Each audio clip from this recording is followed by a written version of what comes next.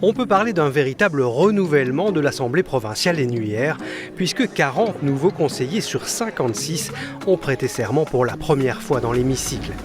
Fidélité au roi, obéissance à la Constitution et aux lois du peuple belge.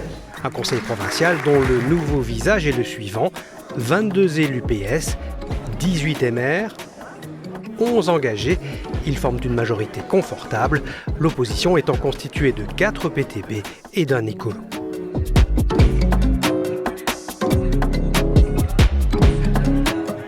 Beaucoup de nouvelles têtes donc, et parmi elles, Manon Mogenet, élue à la présidence du Conseil pour les 6 prochaines années, une jeune avocate qui fait ses premiers pas en politique.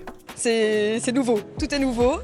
Et donc c'est assez impressionnant, mais je pense que le rôle du président, de la présidente est important pour que les débats se passent sereinement, et je serai dans ce mood-là. Le gap entre la politique et la société civile est beaucoup trop important, et je suis extrêmement sensible à la confiance que les citoyens peuvent avoir en leurs représentants politiques. Et ça c'est vraiment pour moi un point d'honneur de pouvoir justement faire ce lien et de me dire, ben voilà, je suis de la société civile, je suis avocate, je vais rester avocate.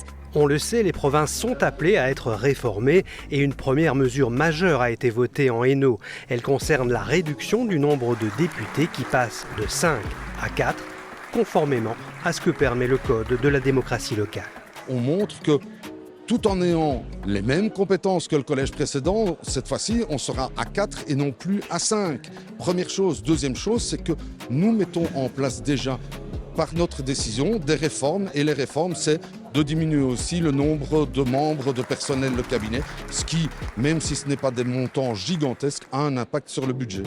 Le nouveau collège provincial est donc constitué de 3 hommes et d'une femme. Aurore Goossens pour le MR, dont les attributions sont l'éco-développement territorial, l'enseignement supérieur et les zones de secours. David Lavaux pour les engagés, qui a l'action sociale et les cultes. Pascal Lafosse pour le PS, à la tête de l'enseignement secondaire, de la formation et des politiques internes. Et enfin Éric Massin, président du collège et lui aussi PS, dont les attributions sont le budget, les finances, le patrimoine, la culture et la communication. Monsieur Massin ? Oui. Un collège provincial qui a du pain sur la planche, les défis qui l'attendent sont nombreux.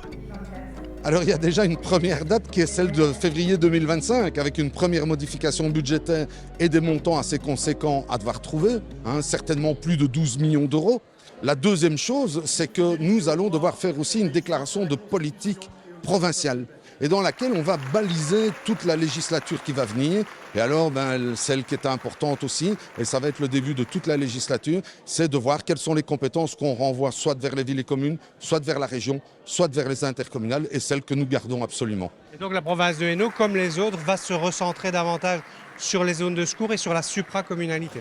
Mais aussi l'enseignement, mais aussi le social, mais aussi l'éducation permanente. Ce sont sans doute les 5 secteurs clés demain de l'évolution provinciale. Au-delà du budget, une première copie en matière de rationalisation de certaines compétences provinciales devra être présentée à la région wallonne d'ici 3 ans. Des arbitrages qui ne seront pas réalisés au détriment du personnel provincial et qui ont pour vocation de rendre un meilleur service aux citoyens. Quand je dis il faut faire et faire savoir, c'est que la province rend d'énormes services aux citoyens. Parce qu'on forme les policiers, on forme les pompiers, on forme les plombiers, on forme les ardoisiers zingueurs, plein de métiers par le biais de l'enseignement. C'est donc des services aux citoyens. Et donc il faut avoir cette priorité à l'esprit de continuer à optimaliser le tout pour rendre un meilleur service aux citoyens.